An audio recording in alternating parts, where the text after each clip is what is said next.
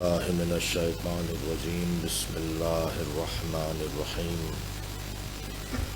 الحمد لله الذي لا يبلغ مدحته القائلون ولا يحصي نعماءه العادون ولا يعدي حقه المجتهدون الذي ليس لصفته حد محدود ولا نعت موجود ولا وقت معدود ولا أجل ممدود فطر الخلائق بقدرته ونشر الرياح برحمته. الصلاة والسلام على الرسول المسدد المصطفى الأمجد المحمود الأحمد سيدنا ومولانا ومولى الكونين جد الحسن والحسين وعاني أبا القاسم محمد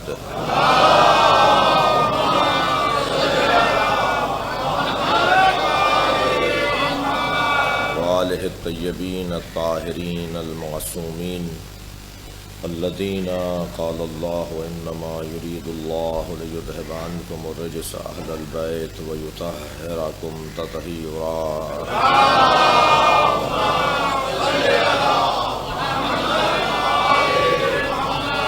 ولعنة الله على أعدائهم أجمعين من يوم عداوتهم إلى قيام يوم الدين. أما بعد، قال الحكيم في قرآن الكريم: بسم الله الرحمن الرحيم. والعصر إن الإنسان لفي خسر إلا الذين آمنوا وعملوا الصالحات وتواصوا بالحق وتواصوا بالصبر. صلوات.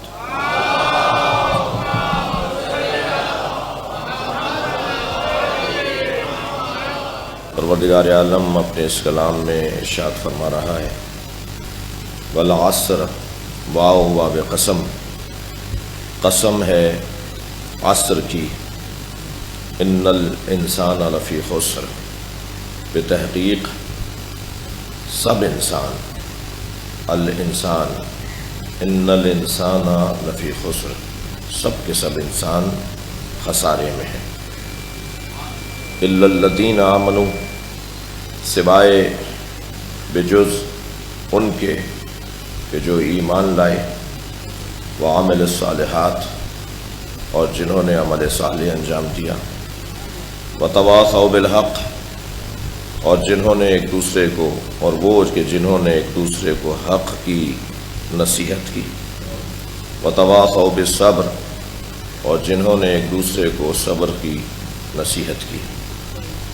آیت قرآن کا یہ سورہ بہت ہی مفصل نہیں ہے.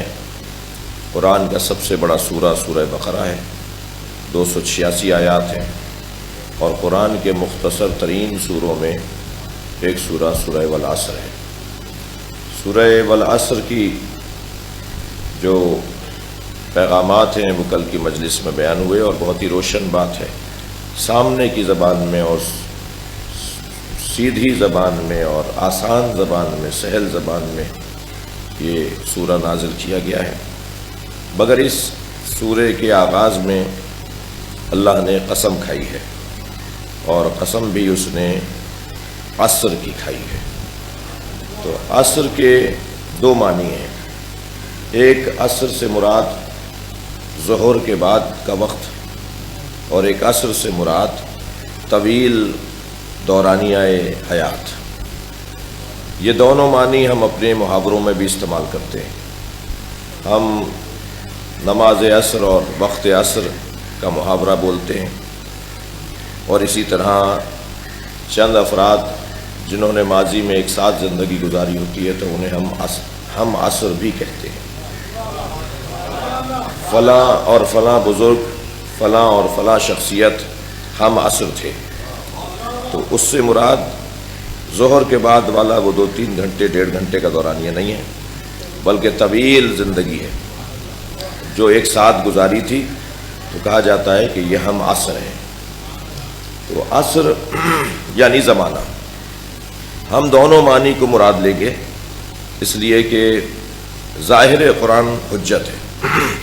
قرآن میں جو لفظ استعمال ہوا ہے اس کا جو ظہور ہے وہ پہلے معنی لیا جائے گا، اس کے معنی پہلے لیے جائیں گے.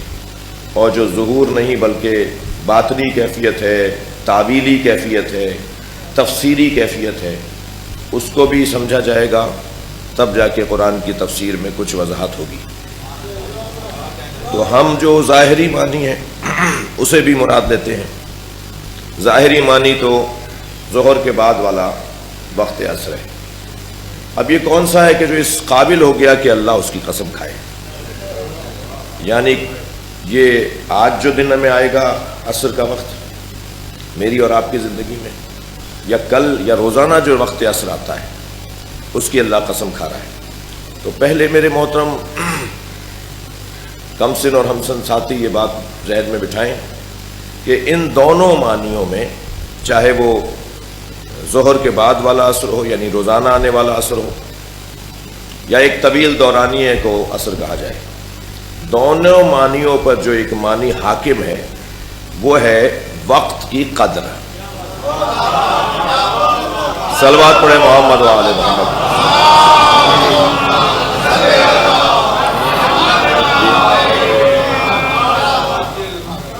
یہ اللہ نے وقت کی قسم کھا کر، یعنی وہ وقت چاہے 25 سالہ ہو یا وقت وہ 1 گھنٹے والا ہو، وقت کی قسم کھا کر اللہ نے وقت کی قدر کو روشن کیا ہے۔ اچھا، وقت حرکت زمان کو کہا جاتا ہے۔ وقت کی تعریف جو کی ہے فلاسفہ نے، حرکت زمان کو وقت کہا جاتا ہے۔ شاید آگے کی مجلسوں میں اس پہ کچھ اور زیادہ رکنے کا ارادہ ہے، کچھ سوچیں گے، لیکن یہ جو دورانیہ گزرتا ہے، چاہے وہ چند ثانیوں کا ہو یا چند، اب وہ جو ممکن ہے کوئی 1 سال میں وہ کام کرے، یعنی وہ 1 سال کا وقت اس کے لیے ضرورت ہو اور درکار ہو، اور کسی کے لیے شاید 1 لمحے کا وقت بھی وہی کام کر رہا ہو جو کسی کے لیے 1 سال میں ممکن ہے۔ یعنی ہم ہی جو یہاں حاضر ہیں اور آپ تشریف فرما ہیں، ہم میں ہی شاید مختلف ہوں، کسی کے لیے ایک کام کے لیے 2 سال چاہیے ہوں اور کسی کو شاید ایک کام کے لیے 1 لمحہ چاہیے ہو۔ یہ ہر ایک کی اہلیت اور قابلیت اور صلاحیت پر ہے۔ بہت سارے لوگ 60 سال میں وہ مقام بناتے ہیں جو 1 لمحے میں بھی کوئی بنا سکتا ہے، یا جو 1 لمحے میں مقام بنا لیتا ہے وہ ممکن ہے کوئی 70 سال میں بھی نہ بنا پائے۔ آپ ذرا دیکھ لیجئے، جو مقام حر علیہ السلام نے 70 سال میں بنایا، وہ حضرت علی اصغر نے 1 لمحے میں بنا لیا۔ صلوات پڑھے محمد و آل محمد۔ ممکن ہے مجموعی طور پر وقت کی قدر اور وقت کی اہمیت، وقت کی فضیلت پر یہ ایک حسین رہنمائی ہے۔ یعنی اللہ جس کی قسم کھائے اس میں ایک قسم پروردگار وقت ہے۔ قدر کی طرف توجہ دلانا مطلوب ہے، اہمیت کتنی ہے وقت کی، اس کی طرف توجہ دلانا مطلب ہے۔ کامیاب ترین لوگوں کے بارے میں غور کیا جائے جب اس بات پر زیادہ ٹھہرا جائے کہ کس نے وقت کی کتنی قدر کی اور کس نے وقت کی قدر کرتے ہوئے خود کو کہاں تک پہنچایا۔ میں محترم سننے والوں سے سوال کروں، لا کہنے میں، نہ کہنے میں، نہیں کہنے میں کتنا وقت لگتا ہے؟ نہیں کہنے میں 1 لمحہ لگتا ہے۔ حسین نے 1 لمحے میں قیامت تک کی امامت لے لی۔ اب ہر زمانہ حسین کے پیچھے چلے گا، اتنا اس 1 لمحے سے استفادہ کیا ہے۔ فیصلہ 1 لمحے میں ہوتا ہے جو انسان کو لعنت اللہ علیہ بھی بنا دیتا ہے اور علیہ السلام بھی بنا دیتا ہے۔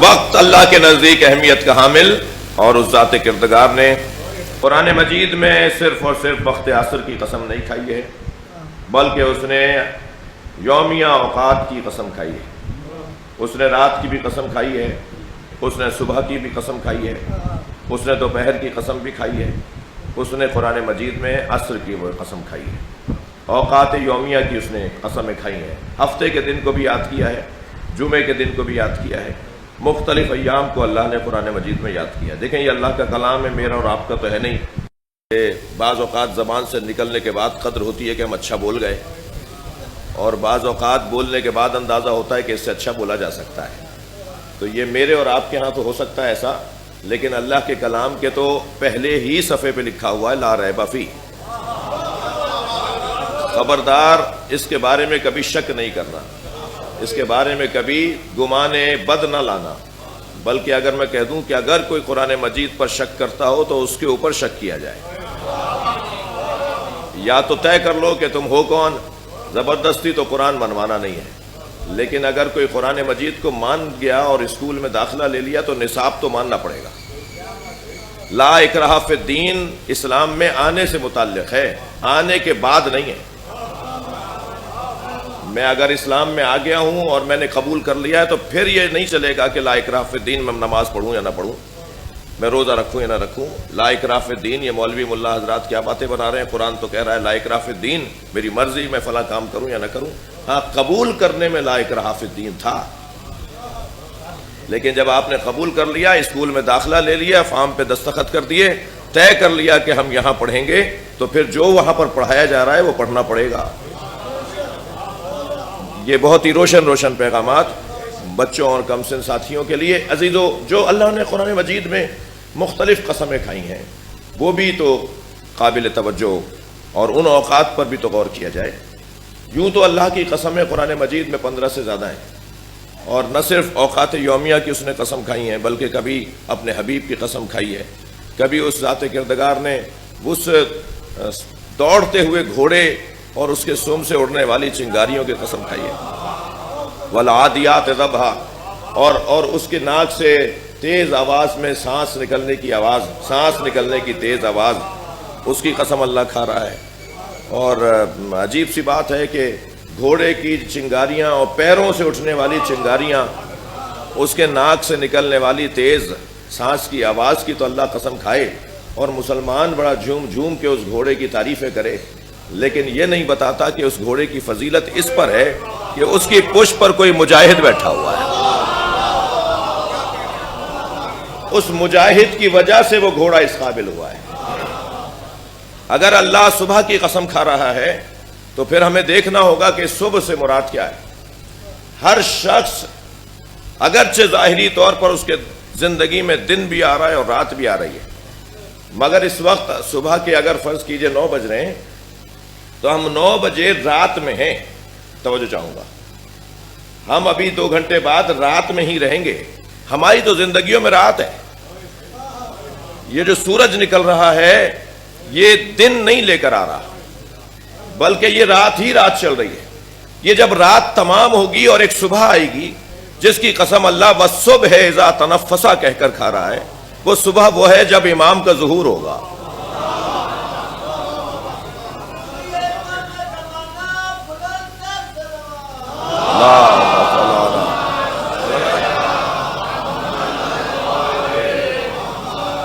وہ صبح کہ جس کی قسم اللہ کھا رہا ہو، وہ صبح بھی آئی کہاں ہے؟ اور ایسی وہ صبح ہوگی کہ پھر اس میں شام نہیں ہوگی۔ وہ آنے والی صبح ایسی صبح ہوگی کہ پھر اس میں رات نہیں آئے گی۔ لہذا وہ بھی ہمیں اللہ کی کھائی ہوئی قسم اور اس وقت کی قسم پر غور کرنی۔ پھر اور آگے بڑی بات، اچھا یہ ذہن میں رہے کہ نہ ہفتے کا دن قابل مذمت ہے اور نہ پیر کا دن قابل تعریف ہے جی، کوئی وقت ذاتی طور پر قابل تعریف اور قابل مذمت نہیں ہے۔ یہ تعلق ہوتا ہے جو اسے قابل تعریف بناتا ہے، یہ تعلق ہوتا ہے جو اسے قابل مذمت بنا دیتا ہے۔ بس جو تعلق ڈھونڈنے میں کامیاب ہو جاتا ہے وہی سمجھ لیتا ہے کہ اس وقت کی قدر کیا ہے۔ اگر صبح کے وقت کو اللہ قسم کھا کے یاد کر رہا ہے تو تعلق جڑے گا تو اس کی کا حسن سامنے آئے گا۔ اگر والنہار کہہ کے اللہ نے قسم کھائی ہے تو ہمیں تاریخ میں ڈھونڈنا ہوگا کوئی دوپہر ایسی ضرور ہے جو قابل قسم پروردگار ہو جائے۔ تو ہم نے تاریخ کے صفوں میں دیکھا کہ ایک بھائی نے دوسرے بھائی کے بازوؤں کو اٹھایا اور کہا من کنت مولا فہذا علی مولا۔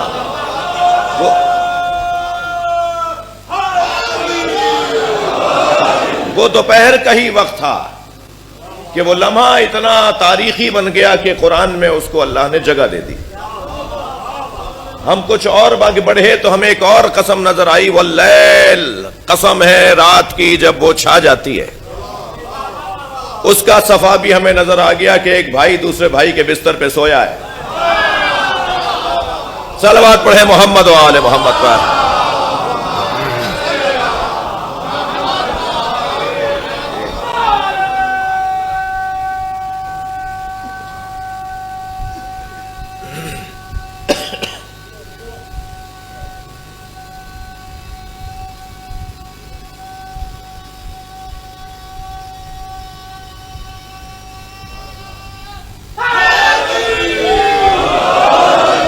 اور ایسے ہی والنہار کے بعد والعصر، قسم ہے وقت عصر کی. اور پھر آگے قسم کھا کے جو اللہ نے بات کی، یہ وقت عصر ایک لمحے کا اگر وقت ڈھونڈا جائے گا تو وہ عصر عاشور ہے. کوئی بات اب تک اور نہ ہی آئندہ انشاءاللہ تفسیر معصور اور روایی تفسیروں سے ہٹ کر بات نہیں ہوگی، کوئی اپنے ذاتی خیالات نہیں ہیں. والعصر، قسم ہے عصر عاشور کی. عصر عاشور قابل قسم پروردگار ہے. قرآن فہمی کا ذوق رکھنے والے طالب علموں کے لیے عرض کر رہا ہوں، ممکن ہے کسی کے ذہن میں خیال آئے کہ قرآن تو پہلے نازل ہوا ہے اور عصر کا وقت تو بعد میں آیا ہے. کچھ آیات آپ کو ملیں گی کہ جو سمجھ میں جمائیں گی کہ جب امام کا ظہور ہو جائے گا تو قرآن تو پہلے نازل ہوا ہے، امام تو بعد میں آ رہے ہیں. کچھ آیات ایسی ہیں جو قرآن نازل ہونے سے پہلے کے واقعات کی طرف رہنمائی کرتی ہیں، تو واقعہ تو پہلے گزرا ہے، قرآن بعد میں نازل ہوا ہے. تو یہ سوال یہی روشن ہو جاتا ہے کہ قرآن اللہ کا کلام ہے، اور اللہ کا کلام کبھی کوئی آج سمجھے گا اور کبھی کوئی کل سمجھے گا، اور قیامت تک کے کیونکہ معاملات کو اس میں ذکر کیا گیا ہے. اور جیسے جیسے فہم بشر بڑھتا جائے گا قرآن روشن تر ہوتا چلا جائے گا. لہذا ہر زمانے میں قرآن کی علیحدہ تفسیر کرنے کی ضرورت ہے. قرآن زمانہ بدلنے کے ساتھ ساتھ نہیں بدل رہا، بلکہ قرآن کی فہم زمانہ بدلنے کے ساتھ ساتھ بڑھتی جا رہی ہے. ہم جیسے جیسے اپنی معلومات کو بڑھائیں گے، واقعات روشن ہوں گے، سمجھ میں آئے گا کہ یہ بات جو قرآن میں کہی گئی تھی وہ اس وقت کے لیے کہی گئی. اب یہ جو قرآن کا مکمل عالم ہو اس کے لیے تعجب کی کیا بات ہے کہ علی آئندہ کی باتیں بتا رہے ہیں.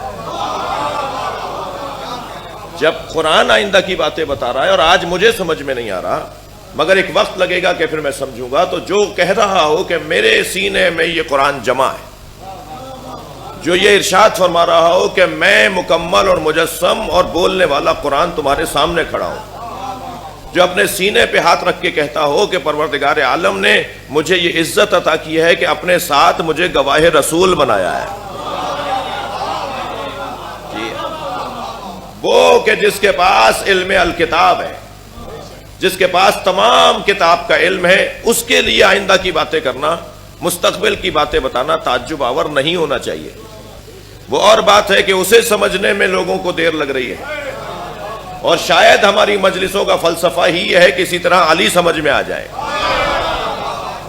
اگر معاشرے کو حیدر کرار سمجھ میں آ گئے تو ساری الجھنیں دور ہو جائیں گی.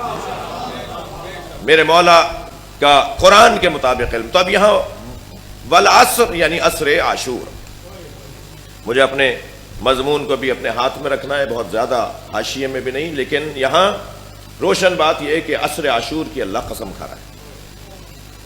یہ ہے ظاہر، اور یہ بھی ظاہر ہے کہ عصر یعنی ایک دورانیہ، ایک طویل دورانیہ. تو وہ کون سا دورانیہ ہے؟ وہ عصر مصطفیٰ ہے. والعصر سے مراد، بڑی توجہ آپ کی شکر گزار، والعصر سے مراد عصر مصطفیٰ، نبی کا زمانہ. اب نبی کا زمانہ کتنا؟ کچھ 23 برس کی نبوت مانتے ہیں اور کچھ 63 برس کی نبوت مانتے ہیں. میں تو کہتا ہوں کہ یہ دونوں باتیں اس لیے نادرست ہیں کہ جب سرکار نے خود فرما دیا ہو کنت نبیًا وآدم بین الماء والطین، میں اس وقت بھی نبی تھا جب آدم ابھی آب و گل کی درمیانی کیفیت میں تھے۔ صلوات پڑھیں محمد و آل محمد۔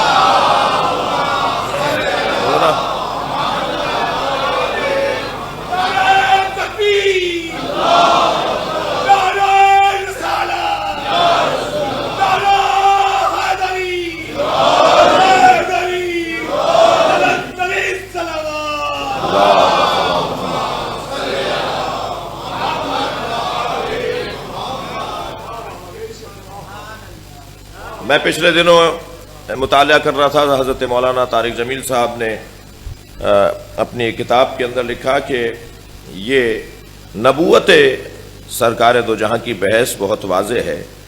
سرکار کو 23 برسوں اور 63 برسوں میں تلاش نہ کیا جائے، بلکہ سرکار کو حضرت آدم سے پہلے ڈھونڈا جائے۔ اور یہ جو حدیث میں نے آپ کو سنائی ہے، انہوں نے اس سے کچھ معمولی سے فرق کے ساتھ وہ حدیث بیان کی۔ انہوں نے کہا کنت نبیًا وآدم بین الجسد والروح، جو اہل سنت کے مطابق انہوں نے حدیث سنائی کہ نبی نے فرمایا میں نبی تھا کہ جب ابھی آدم جسم اور روح کی درمیانی کیفیت میں تھے، ابھی ان کے جسم کو اور ان کی روح کو جوڑا جا رہا تھا، میں اس وقت بھی نبی تھا۔ محترم سننے والوں سے ہاتھ جوڑ کر کہوں گا کہ حدیث پوری سنی جائے اور پوری بیان کی جائے۔ حدیث پوری یہ ہے کہ کنت نبیًا وآدم بین الماء والطین وکان علی ولیا وآدم بین الماء والطین۔ صلوات پڑھے محمد و آل محمد۔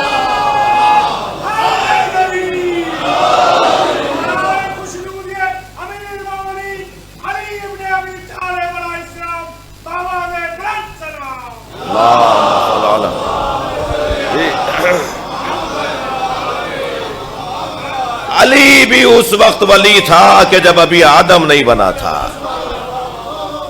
مجھے مشکل یہ ہے کہ جنہیں نبی کی خدمت سمجھ میں نہیں آ رہی، انہیں علی کی خدمت کیسے سمجھ میں آئے گی؟ لیکن اگر نبی سمجھ میں آ گئے تو پھر یہ بھی سمجھ میں آ جائے گا کہ انا وعلی من نور واحد۔ اگر تمہیں یہ سمجھ میں آ گیا کہ میں آدم سے پہلے بھی نبی تھا، تو پھر یہ جان لو کہ میں اور علی ایک نور کے دو ٹکڑے ہیں۔ اللہ نے میرے نور کو خلق کر کے جب اسے شگافتہ کیا تو اس کا نام علی رکھ دیا، اور اگر نور بھی شگافتہ ہو سکتا ہے تو اسے سوائے نورانیوں کے کوئی اور سمجھ نہیں سکتا۔ ہمیں ماننا پڑے گا کہ یہ مفہوم ہی کچھ اور ہے جو ہماری سمجھ سے بالا تر ہے۔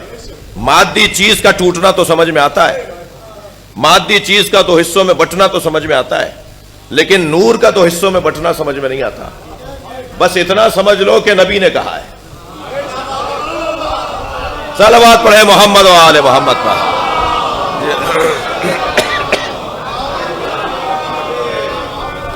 جب اللہ نے میرا نور خلق کیا، آپ کی سماعتیں ہیں، جب اللہ نے میرا نور خلق کیا تو میرے نور کا ٹکڑا کیا، اس ٹکڑے کو علی نام دے دیا۔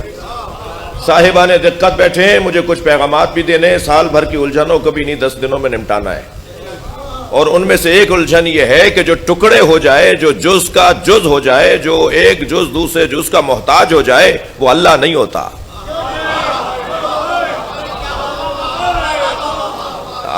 اگر جز اور جز ایک دوسرے سے جڑ جائیں اور ایک جز دوسرے جز کا محتاج ہو جائے، تو پھر کوئی کسی کا محتاج ہو جائے تو محتاج ہونے والا خدا نہیں ہوتا۔ اس لیے کہ یہ اسلام کی الف بے ہے، اللہ الصمد، اللہ بے نیاز ہے، وہ ہر ایک سے بے نیاز ہے۔ لہذا جب مولا علی کا اللہ نے نبی کے نور سے حصہ بنایا ہے تو علی کو نبی کا محتاج بنا دیا، اور نبی سے کہلوایا ناد علی مظاہر العجائب۔ صلوات پڑھے محمد و آل محمد۔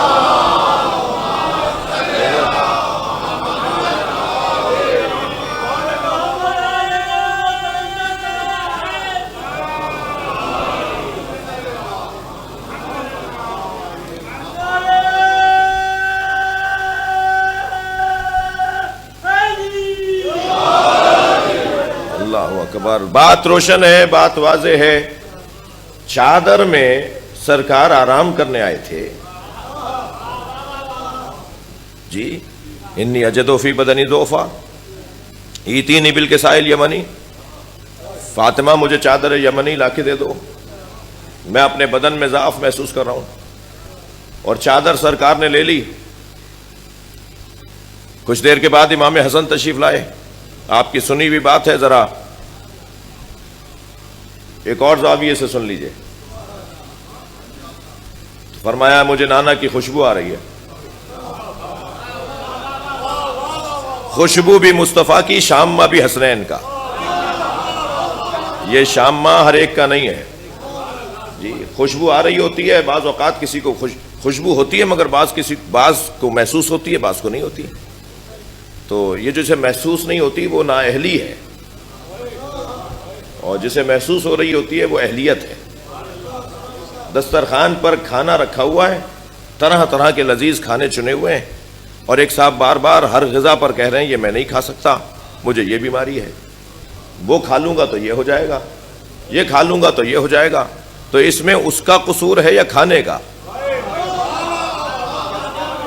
اگر اللہ کی نعمتوں سے کوئی مستفید نہ ہو پا رہا ہو تو بیمار تو وہ ہے جی. اس کھانے کے اندر کوئی عیب نہیں ہے. مولا حسن فرما رہے ہیں اماں مجھے نانا کی خوشبو آ رہی ہے. فرمایا تمہارے نانا چادر کے نیچے ہیں. روک دیتی بی بی کہ نانا آرام کر رہے ہیں، لیکن جانے دیا. امام حسین آئے، وہی جملے کہے. فرمایا تمہارے بھائی کے ساتھ نانا چادر میں. روک دیتی کہ نانا آرام کر رہے ہیں، مگر امام حسین کو بھی جانے دیا. فرض محال بھی فرض کرنا مجھے تکلف ہے.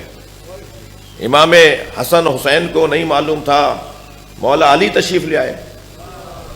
ان بچوں کی خاطر کہہ دیا مگر انہیں روک دیتے، مگر انہوں نے کہا کہ میں اپنے بھائی رسول اللہ کی خوشبو محسوس کر رہا ہوں. اب سوال یہ ہے کہ چادر میں تو حسنین بھی تھے، مگر مولا علی کو حسنین کی خوشبو کیوں نہیں آ رہی؟ خوشبو حسنین میں بھی وہی ہے. دو خوشبوئیں کب ہیں؟ دو خوشبوئیں کب ہیں جو کہیں کہ ان کی بھی اور ان کی بھی؟ اور پھر فرمایا کہ میں چادر میں پہنچے اور جا کے اجازت مانگی اور چادر میں چلے گئے.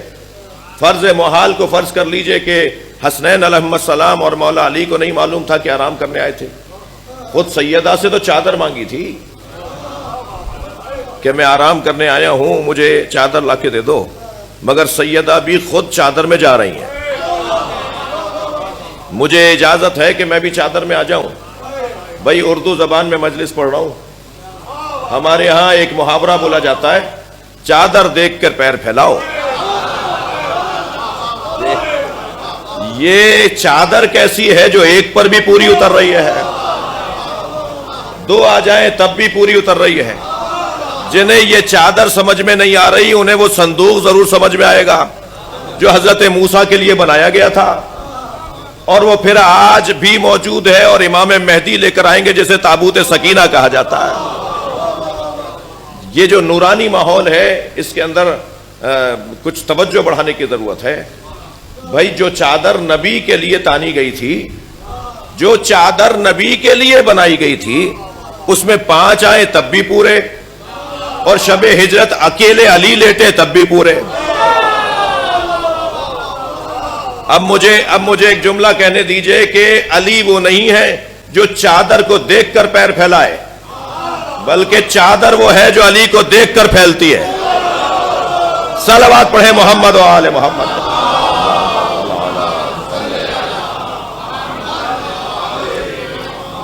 سب چادر میں جمع ہوئے، اور یہ چادر میں جمع ہونا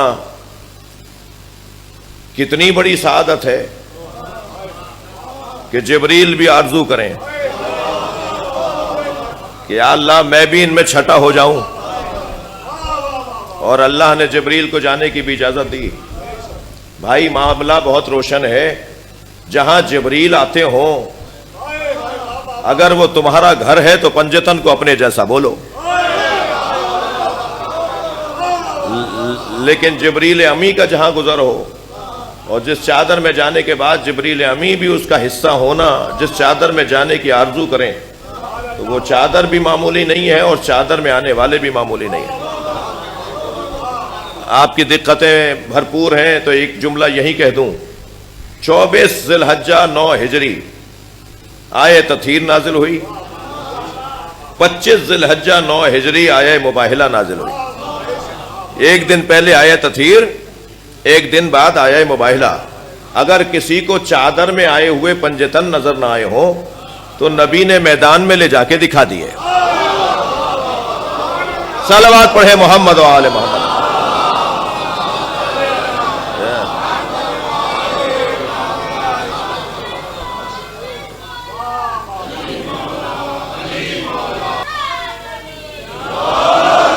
اللہ اکبر، بات روشن ہے۔ احسان جو احسان کرے اسے یاد رکھنا چاہیے۔ هل جزاء الاحسان الا الاحسان، اگر کوئی احسان کرے تو اس کا بدلہ دینا ہے، اور احسان کا بدلہ ہر ایک اپنی حیثیت سے دے گا۔ وہ جو احسان کریں گے وہ اپنی حیثیت سے، اور آپ اور ہم جو اس کا بدلہ دیں گے وہ اپنی حیثیت سے۔ بڑا احسان کیا جناب ام سلمہ نے، حضرت ام سلمہ رضوان اللہ تعالی علیہن، بڑا احسان کیا۔ حضرت ام سلمہ، حضرت ام المومنین حضرت ام سلمہ چادر میں آنے کا ارادہ کیا۔ اگر چادر میں وہ آنے کا ارادہ نہ کرتی تو یہ بحث ہی باقی رہتی کہ اہل بیت کون ہیں اور ازواج کون ہیں، لیکن انہوں نے اس بحث کو مکمل کر دیا، اور چادر میں آنے کا جب ارادہ کیا تو سرکار نے کونا کھینچ کے فرمایا تم خیر پر ہو مگر اہل بیت میں نہیں ہو۔ تو اہل بیت اور ان 5 ہستیوں کو اللہ نے قرآن مجید میں اسی سورہ مبارکہ احزاب کے اندر، جو مسلسل 32ویں اور 33ویں آیت ہم تلاوت کرتے ہیں، یہ آیت تطہیر پوری آیت نہیں ہے جی، ہاں وقف جائز ہے۔ پوری آیت تو اس کے پہلے بھی آیت ہے، یعنی آیت چل رہی ہے، آیت کا اختتام ہے یہ آیت تطہیر، یعنی مکمل آیت نہیں ہے آیت تطہیر۔ یہ 33ویں پوری آیت نہیں ہے، کہیں تو سنا دوں پوری آیت، مضمون سے ہٹا ہوا بھی نہیں ہوں جی۔ 32ویں آیت شروع ہو رہی ہے یہاں سے، یا نساء النبی، صلوات پڑھیں۔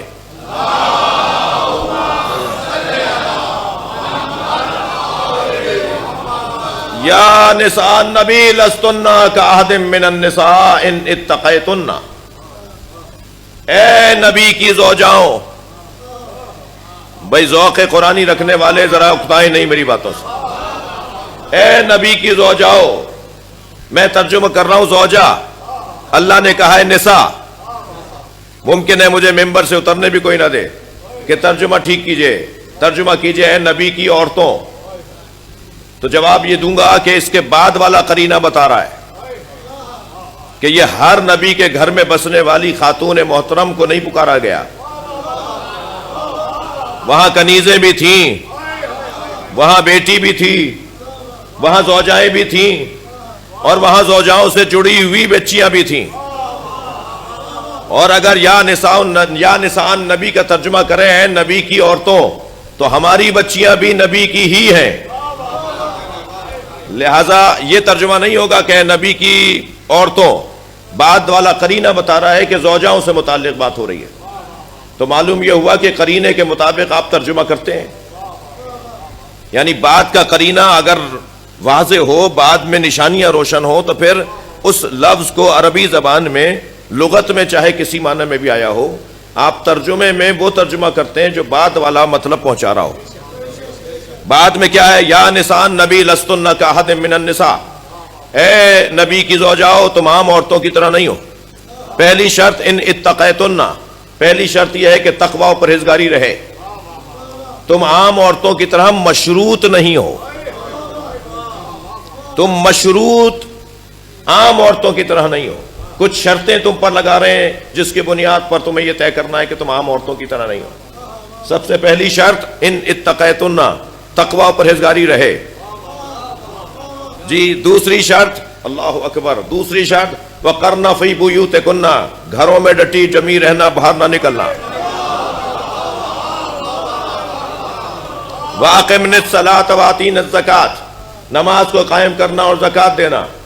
وَلَا تَبَرَّجْنَ تَبَرَّجُ الْجَاهِلِيَّةِ الْأُولَىٰ، اور زمانہ جاہلیت کی طرح بناؤ سنگھار نہ کرنا۔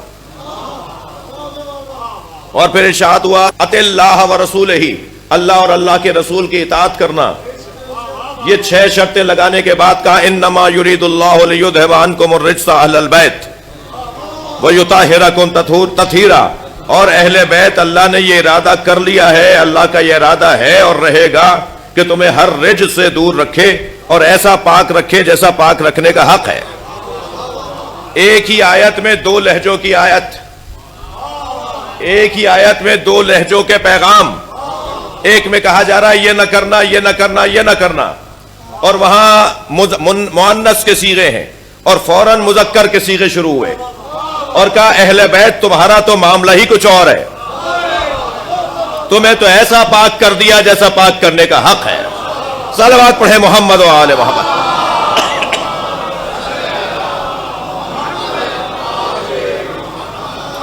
عزیزان گرامی، چادر میں جب نبی نے ان 5 کو لے لیا اور حضرت ام سلمہ کو فرما دیا کہ تم خیر پر ہو مگر اہل بیت میں نہیں ہو، تو اس کے بعد مولا نبی نے ان 5 کو ایک جگہ جمع کر کے کہا ہا اولائے اہل بیتی، یہ میرے اہل بیت ہیں. حدیث قصہ بھی عجیب حدیث ہے، یہ ایک ہی وقت میں قرآن بھی ہے، یہ ایک ہی وقت میں حدیث قدسی بھی ہے، یہ ایک ہی وقت میں بی بی زہرا کی حدیث بھی ہے، یہ ایک ہی وقت میں مولا علی کا کلام بھی ہے، یہ اسی وقت میں حسن و حسین کا کلام بھی ہے، یہ اسی وقت میں نبی کا کلام بھی ہے. جتنے بھی کلام کی قسمیں بنتی ہیں ایک جگہ دیکھنی ہو تو اسے حدیث قصہ کہا جاتا ہے. اور حدیث قصہ کا عزیزان گرامی حسن و جمال یہ ہے کہ نبی مکرم نے جب انہیں اس کا پیغام، ایک حسین پیغام، جب انہیں اب ایک جگہ جمع کر کے کہا یہ میرے اہل بیت ہیں، تو سیدہ نے ایک حسین جملہ کہا ہے فَلَمَّا اكْتَمَلْنَا، جب ہم کامل ہو گئے. نبی نے فرمایا تھا میں اپنے بدن میں ضعف محسوس کر رہا ہوں، سیدہ فرما رہی ہیں جب ہم کامل ہو گئے. پیغام یہ ہے کہ ضعف بدن نبی نہیں تھا بلکہ ضعف بدن نبوت تھا، اور ضعف بدن نبوت اجزائے نبوت سے دور ہوگا. جب یہ سب جمع ہوں گے تو ضعف بدن نبوت دور ہو جائے گا. اور وہ ضعف کس نے ڈالا تھا، وہ ضعف کہاں سے آیا تھا؟ وہ ایک دن پہلے نصارائے نجران جو یہ کہنے آئے تھے کہ حضرت عیسیٰ اللہ کے بیٹے ہیں، ابن اللہ ہیں، اور مباحثے میں اور مناظرے میں وہ ہار گئے، تب بھی ہار تسلیم نہیں کر رہے تھے. تو عزیزان گرامی، جب ہار کوئی تسلیم نہ کرے تو پھر مباہلہ کیا جاتا ہے. اور خبردار، مباہلہ اتنا آسان نہیں ہے کہ کوئی کچھ بھی کہہ دے کہ میں ایسا کرتا ہوں تم ایسا کرو گے. مباہلے کے لیے چادر تاننی پڑتی ہے اور پنجتن کو ڈھونڈنا پڑتا ہے. مباہلہ وہ کر سکتا ہے جو صاحب کردار ہو. زمین نے ابو ذر سے زیادہ سچے کا بوجھ نہیں اٹھایا اور آسمان نے ابو ذر سے زیادہ کے اوپر سایہ نہیں کیا. اتنا بڑا سچا بھی مباہلے میں نہیں گیا. سرکار لے جاتے نا حضرت ابو ذر غفاری کو بھی، مگر ابو ذر غفاری مباہلے میں نہیں گئے. آمادہ ہے تو جملہ کہوں، حضرت ابو ذر اتنے سچے ہونے کے بعد بھی مباہلے میں نہیں گئے، تو ماننا پڑے گا کہ مباہلے میں سچوں کو ہی نہیں لے کر گئے بلکہ ان سچوں کو لے گئے جو جھوٹوں پہ لعنت کرنے کے قابل ہیں.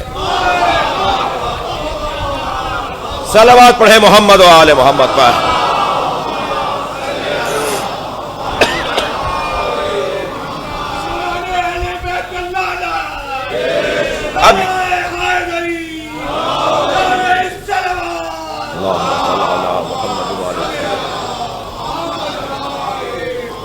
کسی سے مقابلہ کرنے کے لیے قابلیت چاہیے، کسی کے سامنے آ کر رکنے کے لیے قابلیت چاہیے. یہ پنجتن کا قصہ، یہ حدیث قصہ کا قصہ، یہ مباہلے میں پنجتن کے جانے کا واقعہ، یہ قابلیت اہل بیت کا واقعہ ہے. یعنی نبی مکرم نے قابل ترین لوگوں کا اظہار کیا ہے، ان کو دکھایا ہے، انہیں لا کر بتایا ہے. بس بہت کچھ کہا جا سکتا ہے، وقت تنگ ہو رہا ہے. ایک جملہ کہوں گا غدیر میں صرف علی کو ہاتھوں پہ اٹھا کے دکھایا تھا، مباہلے میں پنجتن کو دکھایا ہے۔ منظر وہی ہے، کیفیت وہی ہے، تاکہ کل کو کوئی یہ نہ کہہ پائے کہ کون سا علی۔ اور آج 1400 سال کے بعد یہ اسٹیکر نہ چھاپے جائیں کہ پنجتن سے مراد کون ہے۔ اگر تم پنجتن سے مراد ان 5 کے علاوہ کسی کو لیتے ہو تو مان لو کہ نہ قرآن پڑھا ہے نہ قرآن سمجھا ہے۔ صلوات پڑھیں محمد و آل محمد۔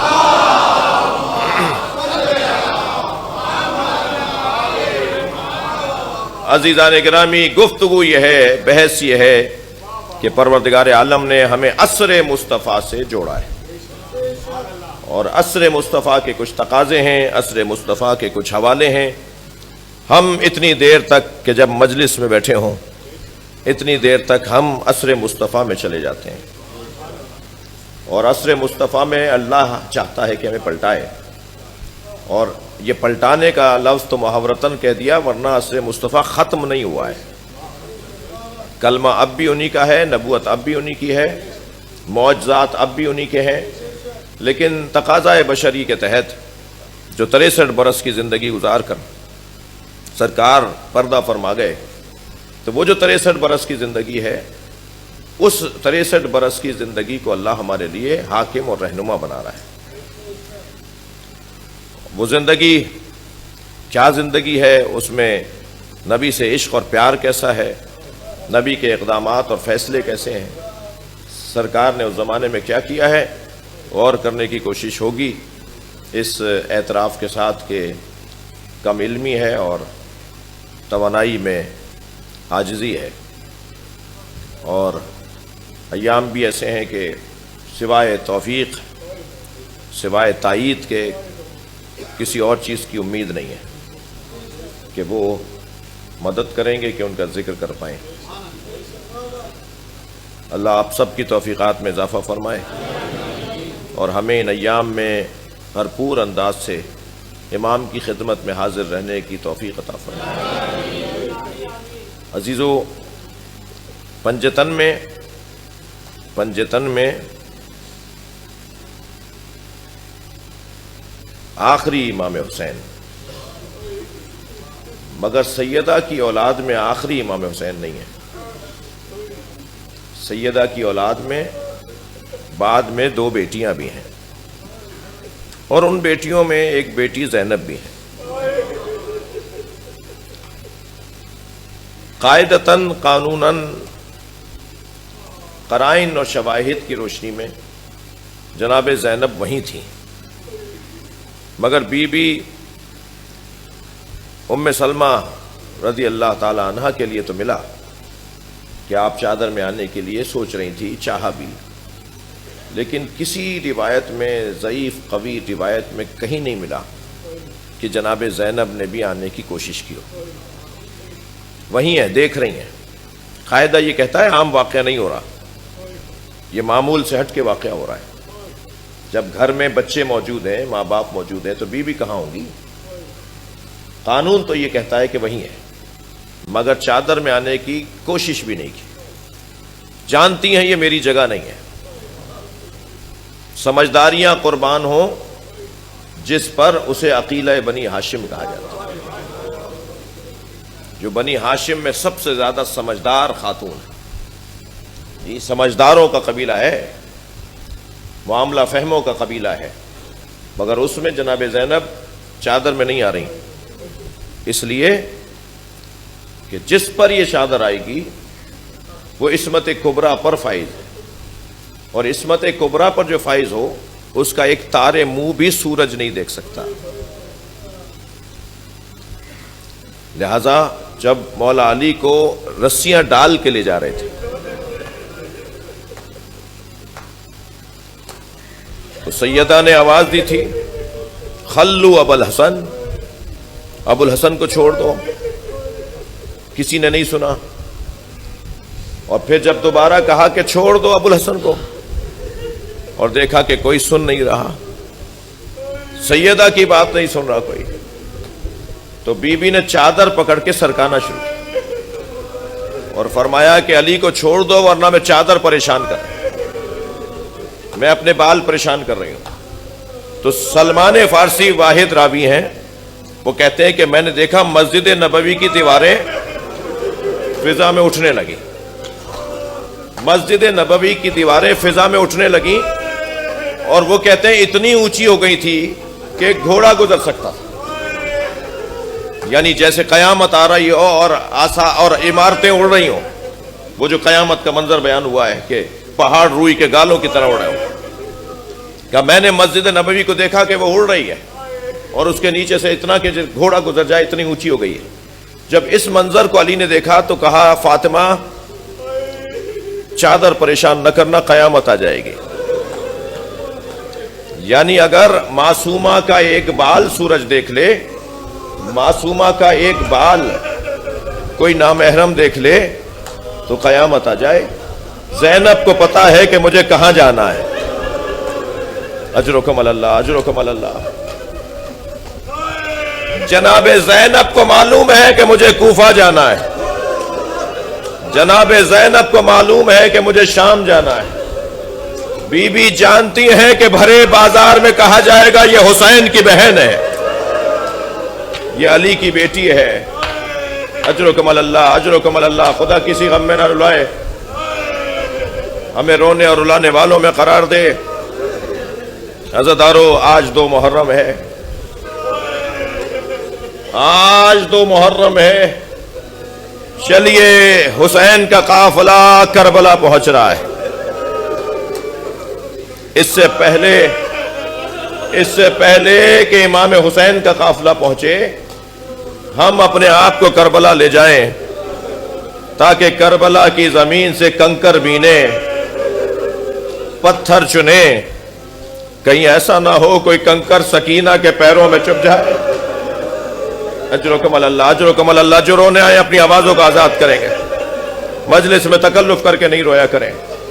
یہ 10 دن ہی تو ہیں جو ہمیں فقیر بناتے ہیں. یہ 10 دن ہی تو ہیں جو ہمیں فقیر بناتے ہیں. میرے مولا نے مدینہ چھوڑا، میرے مولا نے مدینہ چھوڑا، اس حالت میں مدینہ چھوڑا کہ حسین ابن علی نانا کا شہر چھوڑتے ہوئے مڑ مڑ کے قبر مصطفیٰ کو دیکھ رہے ہیں. اور ماں کی قبر پر تو ایسے آئے جیسے چھوٹا بچہ ماں کی گود میں آ کے بیٹھتا ہے. جیسے چھوٹا بچہ ماں کی آغوش میں آ کے لیٹ جائے اور قبر مادر سے کہتے رہے اماں مدینہ ہم پہ تنگ ڈال دیا گیا. بہن کو تیار کیا، حضرت عباس کو فہرست دی کہ کون کون ہمارے ساتھ جائے گا. عزادارو، جن کے نام فہرست میں نہیں تھے کوئی ان کے دل سے پوچھے. حسین فہرست بنا رہے ہیں اور اس میں ایک بیٹی کا نام نہیں ہے. حسین ایک فہرست بنا رہے ہیں، اس میں گھر کی معمر اور مسن بیویوں کے نام نہیں. جب محملیں تیار ہونے لگیں تو حضرت عباس سے خاندان کی رہ جانے والی بیویوں نے کہا، خاص طور پر بزرگ خواتین نے کہا کہ حسین کو بیت الشرف میں حویلی میں بلا لو. جب امام حسین حویلی میں آئے تو کیا دیکھا؟ تینوں معمر بیویاں، ایک جناب ام سلمہ ام المومنین امام حسین کی نانی، دوسری بی بی ام البنین حضرت عباس کی والدہ، اور تیسری بی ام ہانی مولا حسین کی پھوپھی مولا علی کی بہن. یہ تینوں ضعیف بیویاں ہیں اور وہ بیٹی بھی کھڑی ہے.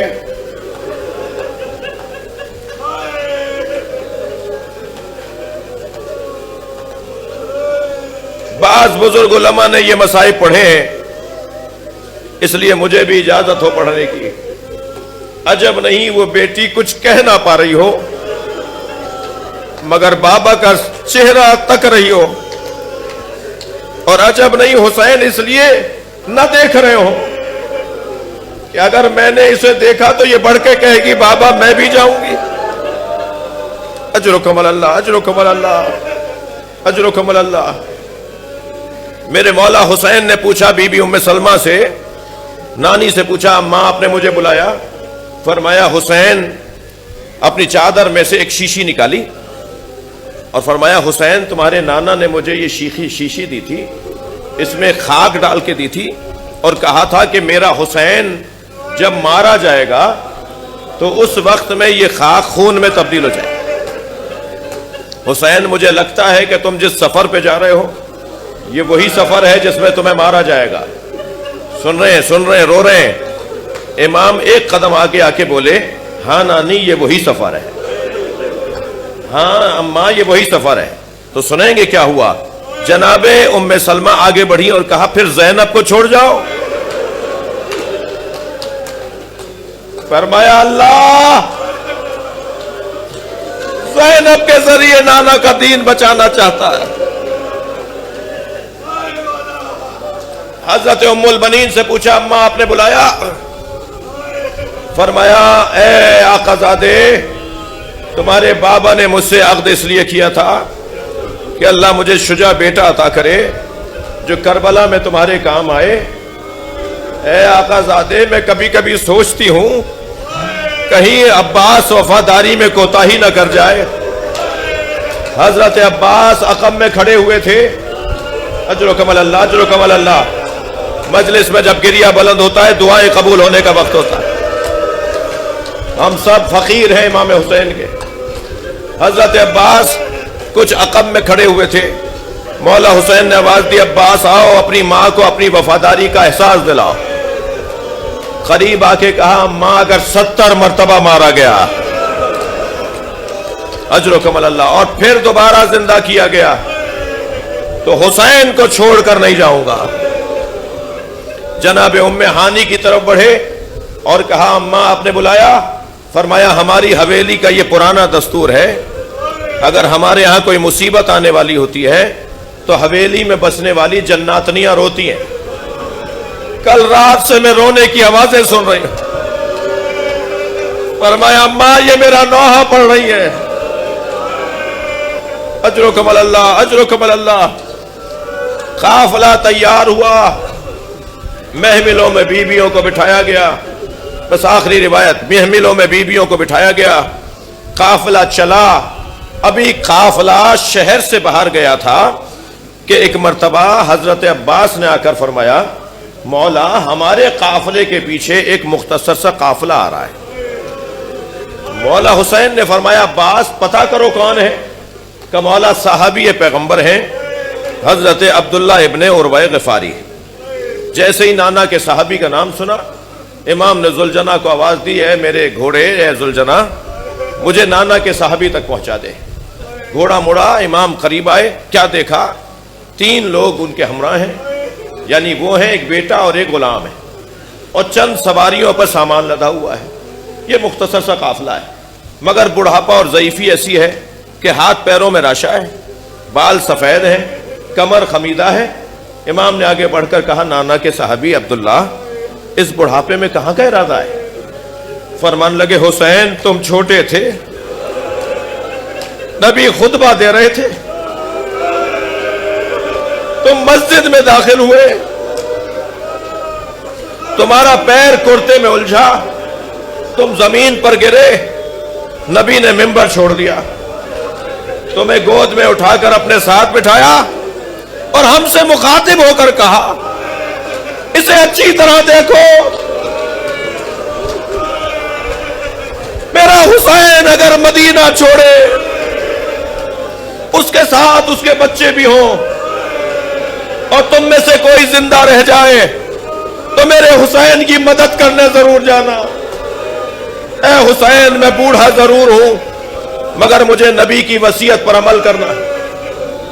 امام نے گلے لگا کے گریہ کیا، فرمایا پھر آپ چلیے ہمارے قافلے میں چلیے، عباس آپ کی خدمت کریں گے، علی اکبر آپ کے کام آئیں گے۔ تو ہاتھوں کو جوڑ کر کہا تم آگے چلو گے، میں کچھ فاصلے سے پیچھے چلوں گا۔ امام نے اس کی حکمت پوچھی کہ آپ علیحدہ کیوں رہنا چاہتے ہیں؟ تو آنکھوں میں آنسو بھر کے کہنے لگے اس قافلے میں زینب ہے، جس قافلے میں نبی زادیاں ہوں، میں کہوں گا عبداللہ 11 محرم کو ہوتے تو دیکھتے زینب کی چادر چھنتی رہی، کوئی نہ تھا جو یہ کہے نبی کی نواسی ہے۔